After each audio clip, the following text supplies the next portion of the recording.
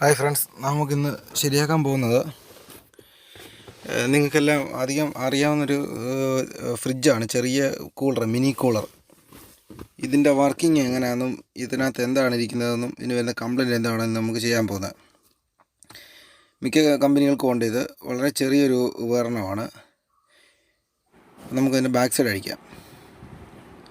ഇതിൻ്റെ ബാക്കിലേക്ക് വന്ന് ഇതിനകത്ത് ഒരു ബോർഡും പിന്നെ അതുപോലെ തന്നെ ഒരു എക്സോസ്റ്റ് ഫാനും പിന്നെ അതിൻ്റെ അകത്തോട്ട് ഇതിൻ്റെ പകുതി ഭാഗം ചൂടാകുകയും പകുതി ഭാഗം തണുക്കുകയും ചെയ്തതിൻ്റെ പെൽറ്റിയർ മൊഡ്യൂൾ എന്ന് പറഞ്ഞ ഒരു ഉപകരണമാണ് ഇതിനകത്തിരുന്ന് ഇത് തണുപ്പിക്കുന്നത്. അപ്പം ഇതിൻ്റെ ബാക്ക് സൈഡ്, പെൽറ്റിയറിൻ്റെ ബാക്ക് സൈഡിലിരിക്കുന്ന ഹീറ്റ് സിങ്കിൻ്റെ അവിടെയാണ് ഒരു ഫാൻ ഇരിക്കുന്നത്.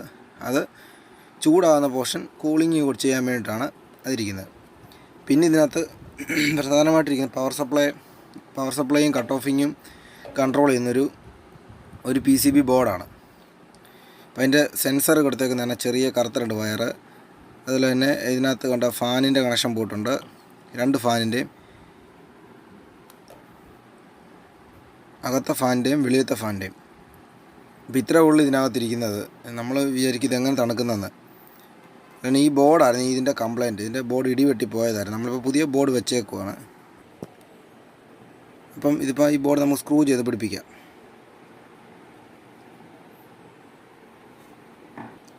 ഇതിൻ്റെ ബാക്ക് സൈഡ് അഴിക്കുന്നത് 4 സ്ക്രൂ മാത്രമേ ഉള്ളൂ. പവർ സപ്ലൈ കോഡ് വയറാണ്, അതും കുത്താം. ഇനി നമുക്ക് ഒന്ന് ഓണാക്കാം. പുതിയ ബോർഡ് വെച്ചേക്കാണ്. അതിൻ്റെ ബാക്ക് കവറാണത്. ഇത്രേ ഉള്ളൂ ഇതിനകത്ത്.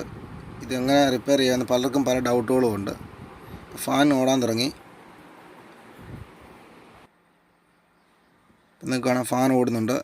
ഇത് വളരെ പതുക്കെ മാത്രമേ ഇത് കൂളിംഗ് ആകത്തുള്ളൂ. ഇതിനകത്ത് വെക്കുന്ന സാധനങ്ങൾ ഒരിക്കലും ഫ്രീസിങ് ആവത്തില്ല. നമുക്ക് ബോട്ടിലുകൾ വെച്ച് കൂൾ ചെയ്യാം, മരുന്നുകൾ വെക്കാം. ഒരു കൂളിങ്, അതായത് വലിയ ഫ്രീസിങ് പോലെ അങ്ങനെ തണുക്കത്തില്ല. ഇപ്പോൾ ഓണായിട്ടുണ്ട്, കണ്ടോ, ഇതുണ്ട്, LED ഒക്കെ കത്തുന്നുണ്ട്. അകത്തെ ഫാനും ഓടാൻ തുടങ്ങി, വെളിയിലത്തെ ഫാനും ഓടാൻ തുടങ്ങി. അപ്പോൾ ഇതിന് തണുക്കുന്നുണ്ടോ എന്ന് അറിയണമെങ്കിൽ കുറച്ച് സമയം ഓടിയെങ്കിൽ മാത്രമേ നമുക്ക് ഇതിനകത്ത് അറിയാൻ പറ്റത്തുള്ളൂ.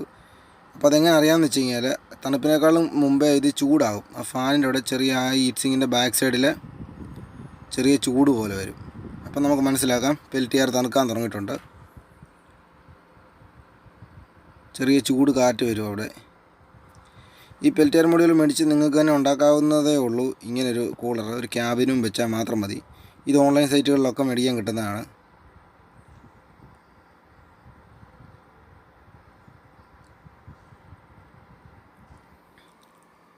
കുറച്ച് സമയം കൂടെ ഒന്ന് ഓടിയിട്ട് നമുക്ക് ബാക്ക് കവർ അടയ്ക്കാം. അപ്പം ഞാൻ എൻ്റെ ബാക്ക് കവർ വെച്ച് അടച്ച് സ്ക്രൂ ചെയ്തുകൊണ്ടിരിക്കുകയാണ്. 4 സ്ക്രൂ ഇതുവരെ 4 സൈഡിലും ഉണ്ട്.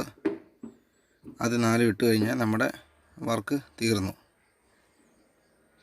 ഇതാണ് സാധനം. അപ്പം നമ്മുടെ വീഡിയോ ഇഷ്ടമായെന്ന് വിചാരിക്കുന്നു. നമ്മുടെ ചാനൽ സബ്സ്ക്രൈബ് ചെയ്യുക. തുടർന്നും ഇതുപോലെ ഉപകാരപ്രദമായ വീഡിയോ ആയിട്ട് വീണ്ടും കാണാം.